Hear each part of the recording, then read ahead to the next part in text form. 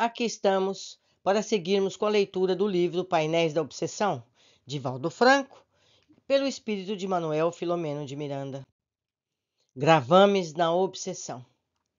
O maior antídoto à obsessão, além da comunhão mental com Deus, nunca será demasiado repeti-lo, é a ação enobrecedora.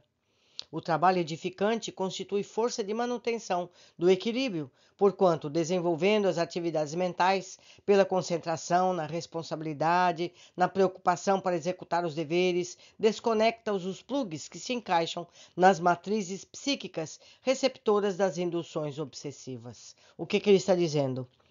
Que os espíritos obsessores vibram numa frequência negativa. Se nós estamos numa frequência positiva, fazendo bem, oramos com regularidade, praticamos atividades positivas, não dá para conectar, não dá para ligar esses dois pensamentos e então a obsessão não se concretiza. Então nós precisamos, dizendo e repetindo, manter os nossos pensamentos positivos, evitar maledicência, evitar julgamento, julgar as pessoas. Por mais que elas mereçam, não devemos fazer isso. Cabe à responsabilidade de cada um cuidar de suas vidas. Cuidemos dos nossos pensamentos. Continuando. O homem de bem, ou seja, o ser humano de bem, que age com morigeração, sem febricidade extenuadora, constrói uma couraça de resistência aos espíritos perturbadores e às suas descargas mentais, que os desanimam quando pretendem desenvolver um cerco de alienação obsessiva. Isto porque, não se sentindo aceitos, logo desistem, partindo em busca de respostas mentais em campos de ociosidade psíquica, nos quais é mais fácil a captação do pensamento deprimente, que passa a ser digerido através de um desdobramento de reflexões que levam à sua fixação, primeiro passo para o distúrbio do comportamento psicológico.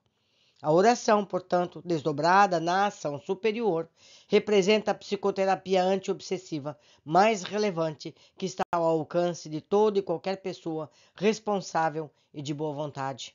Desses elementos decorrerão a conduta moral, a consciência de discernimento que leva ao estudo espírita, mediante cujo conhecimento o paciente se abastece de forças para levar adiante os cometimentos dignificantes.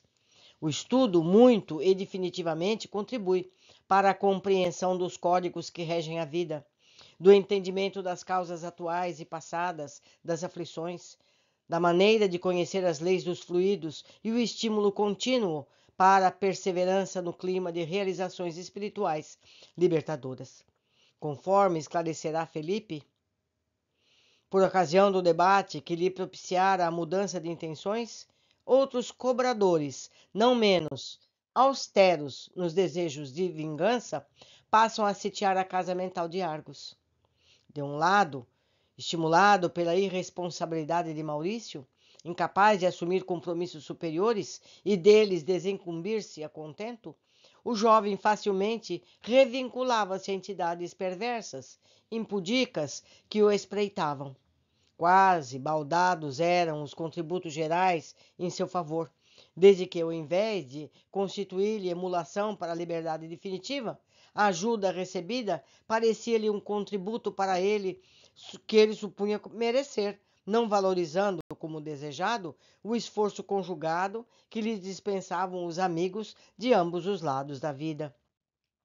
Nunca se deve esquecer que, sendo o obsediado o devedor, é muito justo que a sua contribuição seja maior, como em qualquer problema de reorganização da saúde, seja o esforço pessoal o mais relevante, assim como o sacrifício do paciente deve constituir a maior cota no processo da própria recuperação.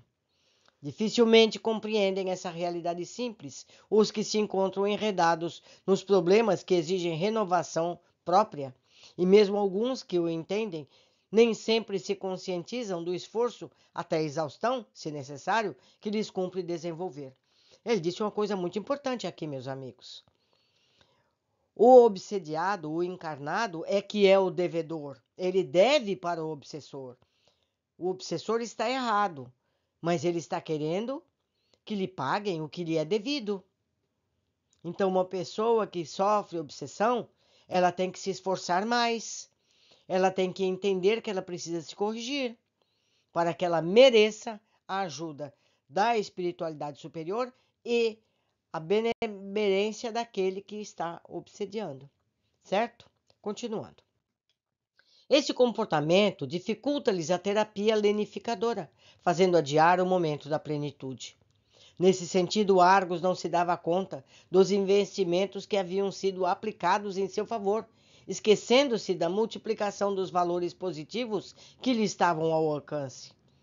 Passou a viver períodos, estados de obsessão cíclica, marchando lentamente para o desequilíbrio emocional, que poderia apresentar-se irreversível no futuro. A saúde orgânica, graças à terapêutica acadêmica e à espiritual, foi-lhe recompondo até que lhe se instalou o equilíbrio físico esperado, em se considerando a gravidade do seu quadro. À medida que o bem-estar físico lhe oferecia os almejados recursos para serem aplicados em relação ao seu futuro, o nosso paciente, mais descuidado emocionalmente, se apresentava. Numa ocasião em que pareceu própria, recorri à irmã Angélica, solicitando-lhe ajuda e esclarecimento para uma melhor compreensão da problemática que estamos estudando, com o fim de colher mais amplos informes com os quais poderia advertir no futuro, conforme agora faz, nós estamos lendo tudo isso, aqueles que se interessam pelo exame e as técnicas da desobsessão. A veneranda entidade ouviu-me com afeto, sem qualquer mau grado, e explicou-me. A irrupção de um quadro obsessivo é o explodir de uma força que, não havendo sido oportunamente bem canalizada, constitui provação muito dolorosa e de largo porte. O ser se equivoca, desvairia, delinque e tem ensejo, através da reencarnação, de recuperar-se. Todavia, apesar da bênção que poderia multiplicar em valores abundantes nessa oportunidade pelo atavismo ancestral, repete as loucuras de que se deveria libertar, reincidindo nos erros que lhe agravam os débitos. Por sua vez, aqueles que lhe tombam como vítimas, recusando-se ao perdão, por acreditarem falsamente parecer de cruel injustiça, permanecem ruminando ódios, graças aos quais se encandeiam uns aos outros, renascendo e desencarnando, sem que se candidatem ao bem, nas várias faixas de provações abençoadas. Este comportamento alucinado atira-os nas compulsórias obsessivas que têm início do lado de cá e se prolongam, não raro, por diversos renascimentos, até o momento em que as sábias leis impõem recomeços novos, sob condição de tal envergadura afligente que eles não se conseguem subtrair à renovação, para prosseguirem na marcha do tresvaírio a que se aferraram. Então, meus amigos, são aquelas pessoas que nascem com condições físicas ou mentais extremas, para que ela não volte aos mesmos erros do passado.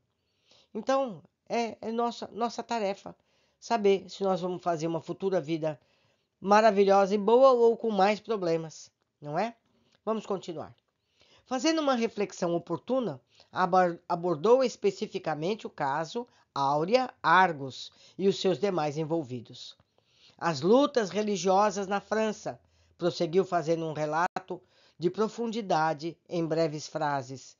Começam antes mesmo do massacre da véspera da noite de São Bartolomeu.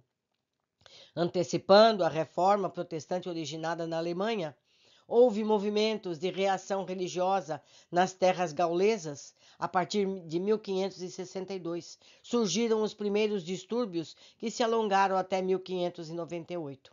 O cardeal Richelieu reivindicou a predominância do catolicismo, embora as decisões do Edito de Nantes, em 1598, que assegurava aos huguenotes liberdade de culto e direitos dos outros.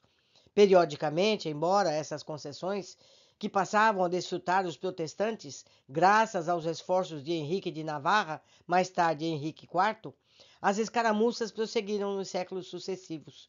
Com Luís XIV, a política da conversão à força foi ampliada, num esforço de restaurar a fé católica no país.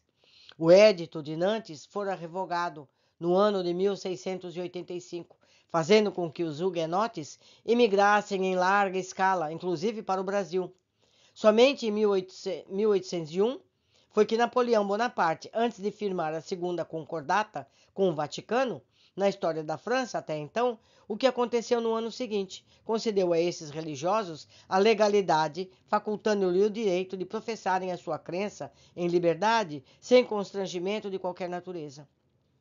No entanto, em 1815, estourou nova perseguição disfarçada de luta política, quando o nosso Argos mais se comprometeu, roubando a vida física de Filipe, como sabemos, bem como a outros adversários diversos a que se vinculam desde os combates do século XV.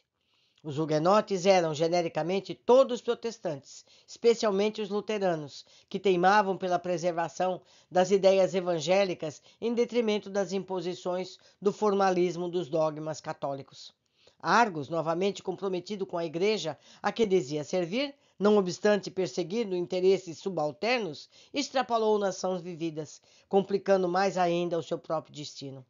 A esse tempo reencontra Áurea, que se havia consorciado com o jovem inglês Richard, dedicado à reforma, que fora discípulo de Calvino, havendo estudado teologia em Genebra, graças ao que fora destacado para o ministério da igreja de Nimes. Na fúria que o dominava, não poupou o jovem pastor, que lhe pareceu perseguição infamante e a morte, deixando viúva a mulher amada. Novamente buscada pelo antigo esposo, Áurea o desprezou, arrojando-se com mágoas imensas nas frivolidades da época, comprometendo-se desnecessariamente numa área que deveria haver sublimado. A mentora silenciou, como se coordenasse diversas vidas numa síntese preciosa para o jogo prosseguir. A morte, que ninguém poupa, reuniu-os na espiritualidade, onde sofreram reveses e arrependeram-se amargamente. Por nossa vez, nos encontramos naqueles dias no corpo físico, embora abnegados benfeitores os acompanhassem afetuosamente. Mais tarde, reencontrando-os algo destroçados no além, conhecendo a programática da reencarnação que os esperava, comprometemo-nos a continuar ao lado deles. Aquela época, o nosso Maurício era, como antes, companheiro de Argos, também responsável pela consumpção de que se fizeram vítimas das muitas loucuras. Voltando ao corpo, nas conjunturas felizes, os reúnem para os esforços de ascensão. Os antigos esposos, o antigo casal, reatam laços. Richard reencontra a anterior parceira, a quem abandonara em extrema penúria e perdição, recebendo-a como bênção e dando campo à corporificação de filhinhos que lhes participam dos compromissos redentores. Da mesma forma que Maurício retornou à convivência fraternal de Argos, Richard volta a encontrar anteriores companheiros e afetos na comunidade, redescobrindo Áurea.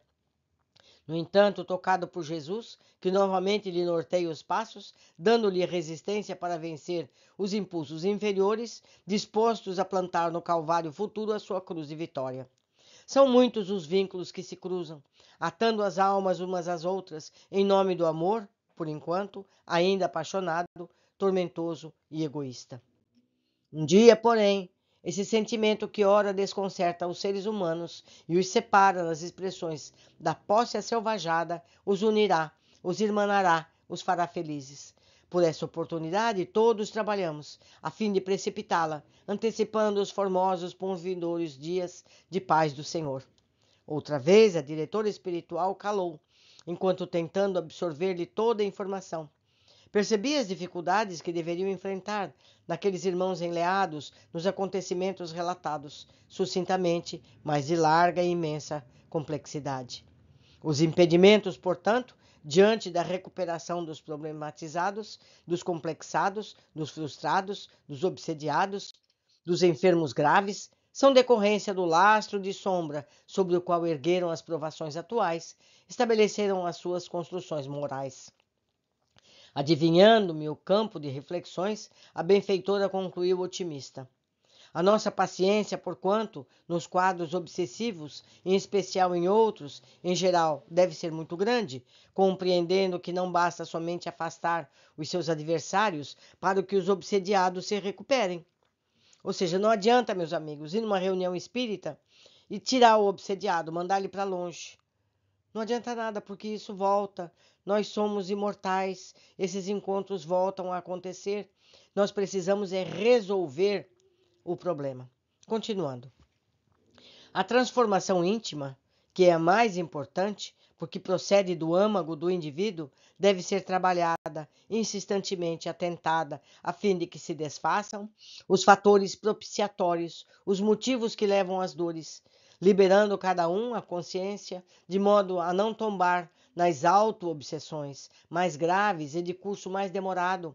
Revestido de otimismo e bondade, envolvamos os irmãos doentes como do outro lado da vida em nossas contínuas ondas de amor, auxiliando-os na eliminação do mal que neles predomina, estando sempre próximos para, aos seus primeiros sinais de renovação, sem reproches, sem vingança, nem exigências, auxiliar-os na edificação do bem em si mesmos. Com esse apoio que lhes dermos, a receptividade que nos propiciem, teremos o campo para que Jesus faça o restante.